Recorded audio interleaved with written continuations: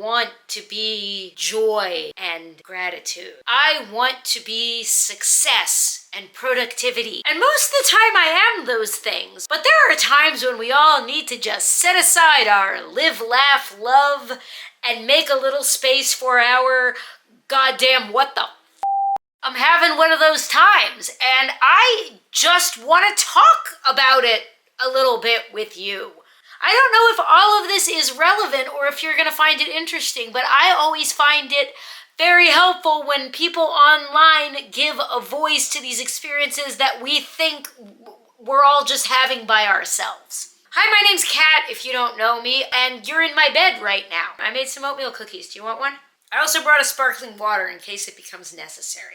How are you guys doing right now? Are you feeling okay? I had a weird incident a couple weeks ago. Generally speaking, I'm doing great lately. I am exercising, I am drinking the water. I actually have a job interview this week. I'm talking to a recruiter, wish me luck. But even though things are going well, I have been feeling incredibly anxious and wound up for the last couple of weeks. It was all triggered by a really specific incident. We need the sparkling water. 3 or 4 weeks ago, I had a weird phone conversation that I was not expecting to have with a person who had no damn business talking to me, and they know it. So this person reached out and asked to talk to me, which was very strange, and I didn't really understand what was going on. At first, I was just very confused. The short version is somebody got really intoxicated and decided to get on the phone with me and just let me have it and express a lot of their feelings to me, about me, and then start demanding that I do things for them. It didn't make any sense. Hi, I'm editing Kat. I'm next to the humidifier right now because it's much too late for big lights. I need to clarify here that when I say this person was talking about their feelings about me, I'm not talking about like romantic feelings, like they were in love with me or like there was a stalker thing happening or something like that. I mean negative feelings, displeased feelings. They were expressing their 1-star on Yelp feelings about me. It was very disturbing. It was beyond delusional. Like they were saying things that didn't make any sense, and I got totally blindsided by it and probably just let them go on for a lot longer than I should have. Like when I think about it in hindsight, I should have just hung up the phone immediately. But I was so caught off guard and I just started going, oh my God, what are you talking about? What do you mean? What? Completely out of line, completely inappropriate. And before I say the rest of what I want to say, I need to be clear that I am very safe. This person did not threaten me. This person is not physically anywhere near me. I'm not going to see them anywhere. And I do not believe that this is going to be part of a continued pattern of behavior. I don't think this is going to turn into them like harassing me or something. I think this was just a one-off incident where there was just a perfect storm of intoxication and opportunity, and maybe they were having a bad day and they just decided to give me a piece of their mind. Because at first it was just like, wow, this person's really deteriorated since the last time we spoke, and that was very disturbing.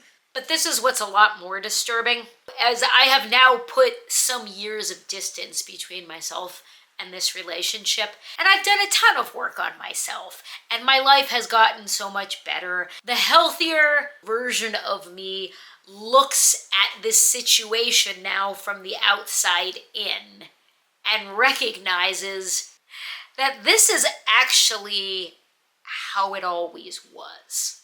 It was really insane to me to look and be like, wow, this person didn't go crazy. Like, oh my God, our relationship went bad. No, it was kind of always like that. And I used to be so obsessed with the idea that I had to have a partner. I had to keep someone at all costs. And when they said jump, I said how high? Like, it's crazy to me that I was ever like that, because if you had ever told me that about myself back then, I would have been like, no, I am a strong feminist person. Do you mind? I'm recording. If I could go back in time and try to explain this to a younger version of myself, like, I don't think they would believe it. I think they would be like, no, no, no, I am a strong feminist person. Of course I set healthy boundaries. Don't be ridiculous. I would never let a man walk all over me. Except when I did. I'm going to do something right now that I hate when people do in YouTube videos. I'm going to apologize for the way the video looks. Like that light back there, I literally can't do anything about it. I'll just try to hold my head exactly right here for the rest of the video. I labeled things as toxic for a long time that were in fact abusive. And I was very resistant to using the word abuse for a long time because I did not want to rock the boat or upset other people. And because I felt somehow like if I said someone else was abusive to me, that was me trying to shirk my own responsibility because I had done things wrong as well. Because certainly in these situations, I made mistakes too. I never wanted to call the abusive things abusive because I thought I was being dramatic. Because that's what I was taught. I was being dramatic. I was making too big a deal out of it. I should just get over it. Who am I to judge? I'm not perfect. And an abusive person will use mistakes you make against you. Do you have anybody in your life who does this thing where if you say, you did this bad thing and it hurt me, they say, well, you did this bad thing last year. Like, we're even now. You know, as if things work that way. It's like I thought my mistakes somehow negated this person's completely unacceptable behavior. Or the fact that I chose to try to continue making the relationship work made the whole thing my fault because I should have known better. God, that's super dark, but it's true. And I just want to put that out there because I think a lot of people do this to themselves. And this incident really shook me up. And a previous version of Kat would have denied having been affected by it, would have said over and over again, well, this person can't really do anything to you now, and whatever, you picked them, it was kind of your own fault for being with them, and you should just get over it. It isn't that big a deal. Don't let the haters get to you. You know, that kind of stuff. The difference between the unhealed me and the healed me is not that the healed me just says, oops, oh well, I don't care. No, I still feel hurt by it, but I allow myself to feel the hurt and I don't get upset with myself for caring, because the truth is that was a really scary, upsetting experience and I didn't deserve to be treated like that. Like, I don't need to minimize it or call it something it wasn't. Even though I know logically that I am in fact very safe in this situation, it is valid for me to have felt anxious and afraid after a situation where someone behaved really inappropriately and it really surprised me.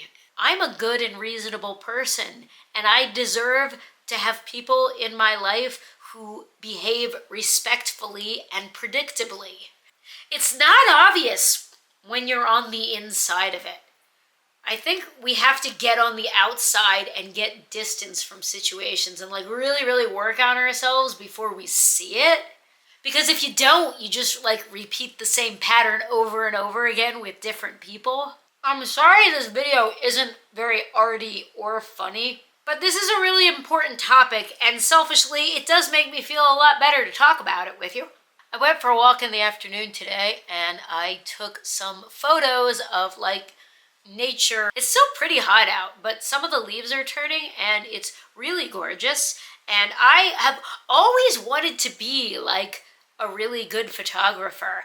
It seems like something I would be really good at, but I'm not. I want to take portraits of people, but I don't really know how to do that. Also, like ADHD brain, I'm extremely busy with all my creative things right now. And the last thing I need to do is go down this like hyper-focused rabbit hole of getting extremely excited about my new photography hobby when I have a lot of videos I want to produce and a lot of paintings I want to paint, and I want to have more community and do more things with you guys and be just more of an interactive human in humanity. I'm trying to put the social back in media here. By the way, go follow me on Instagram. I am trying to do more than just YouTube videos. This painting is almost done. It needs mixed media though. It needs rhinestones. I did go out for my morning walk. When I went out for my morning walk today, I did a little bit of, I took some photos today of on my morning walk today. I went for a walk in the